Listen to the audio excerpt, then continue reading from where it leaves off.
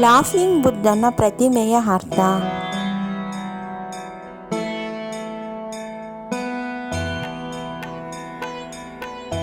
ಈಗ ಪ್ರತಿಯೊಬ್ಬರ ಮನೆ, ಅಂಗಡಿ, ವ್ಯಾಪಾರ ವ್ಯವಹಾರ ಸ್ಥಳಗಳಲ್ಲಿ ಲಾಫಿಂಗ್ ಬುದ್ಧನ ಪ್ರತಿಮೆ ಇಟ್ಟಿರುತ್ತೀರಿ.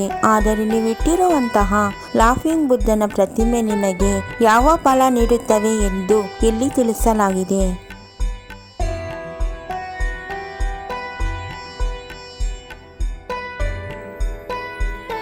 1.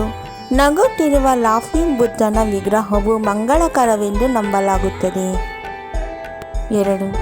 ಬೆನ್ನಿನ ಮೇಲೆ ಚಿನ್ನದ ಚೀಲ ಹೊರುವ ಲಾಫಿಂಗ್ ಬುದ್ಧನ ವಿಗ್ರಹವು ಸಮೃದ್ಧಿಯನ್ನು ಸೂಚಿಸುತ್ತದೆ. 3. ಫೆಂಗ್ ಶೂಯಿ ಲಾಫಿಂಗ್ ಬುದ್ಧನ ವಿಗ್ರಹವು ಸಮೃದ್ಧಿಯ ಸಂಕೇತವನ್ನು ಸೂಚಿಸುತ್ತದೆ. 4. ಬೌಲ್ನನ್ನು ಹಿಡಿದ ಲಾಫಿಂಗ್ ಬುದ್ಧ ಭೌತಿಕ ಆಸ್ತಿಯನ್ನು ತ್ಯಜಿಸಿ ಜ್ಞಾನವನ್ನು ಪಡೆದುವುದರ ಸಂಕೇತವಾಗಿದೆ. 5. ನಗುತ್ತಾ ಕುಳಿತಿರುವ ಲಾಫಿಂಗ್ ಬುದ್ಧನ ಭಂಗಿಯ ವಿಗ್ರಹವು ಪ್ರೀತಿ ಮತ್ತು ಶಾಂತಿಯ ಸಮತೋಲನವನ್ನು ಕಾಪಾಡುತ್ತದೆ. 6. ಚಿನ್ನದ ಕಡ್ಡಿಯನ್ನು ಕೈಯಲ್ಲಿ ನೇರವಾಗಿ ಹಿಡಿದಿರುವ ಲಾಫಿಂಗ್ ಬುದ್ಧನ ವಿಗ್ರಹವು ಸಮೃದ್ಧಿ, ಸಂಪತ್ತು ಮತ್ತು ಅದೃಷ್ಟವನ್ನು ಪ್ರತಿನಿಧಿಸುತ್ತದೆ.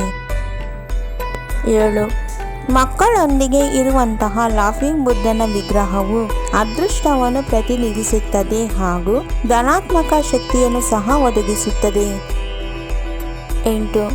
ಲಾಫಿಂಗ್ ಬುದ್ಧನು ಒಂದು ದೊಡ್ಡ ಗಂಟೆಯ ಮೇಲೆ ಕುಳಿತು ಸಣ್ಣ ಗಂಟೆಯನ್ನು ನೀಡಲು ಸಿದ್ಧನಾಗಿರುವ ವಿಗ್ರಹವು ಅದೃಷ್ಟದ ಸಂಕೇತವಾಗಿರುತ್ತದೆ. 9. ಚೀಲವನ್ನು ಹೊತ್ತಿರುವ ಲಾಫಿಂಗ್ ಬುದ್ಧನ ವಿಗ್ರಹವು ದುಃಖ ಮತ್ತು ಆಪತ್ತನ್ನು ತನ್ನ ಜೋಲಿಗೆಗೆ ತುಂಬಿಸಿಕೊಂಡು ಸಂಪತ್ತು ಮತ್ತು ಅದೃಷ್ಟವನ್ನು ತರುತ್ತದೆ. 10. ತಲೆಯ ಮೇಲೆ ಹೊತ್ತಿರುವ ಫ್ಯಾನ್ ಕ್ಯಾಪ್ನೊಂದಿಗೆ ಇರುವಂತಹ ಲಾಫಿಂಗ್ ಬುದ್ಧನ ವಿಗ್ರಹವು ಸಂತೋಷ ಮತ್ತು ಅದೃಷ್ಟವನ್ನು ಪ್ರತಿನಿಧಿಸುತ್ತದೆ. 11. ನಗುವ ಬುದ್ಧನು ಒಂದು ಕೈಯಲ್ಲಿ ಬೀಸಣಿಗೆ ಮತ್ತೊಂದು ಕೈಯಲ್ಲಿ ಸೋರೆಕಾಯಿಯನ್ನು ಹಿಡಿದಿರುವ ಲಾಫಿಂಗ್ ಬುದ್ಧನು ಆಶೀರ್ವಾದ ಮತ್ತು ಆರೋಗ್ಯದ ಸಂಕೇತವಾಗಿದೆ. ಇನ್ನೂ ಹೆಚ್ಚಿನ ವಿವರಗಳನ್ನು ನಿಮಗೆ ಇಂದಿನ ವಿಡಿಯೋದಲ್ಲಿ ತಿಳಿಸಲಾಗಿದೆ.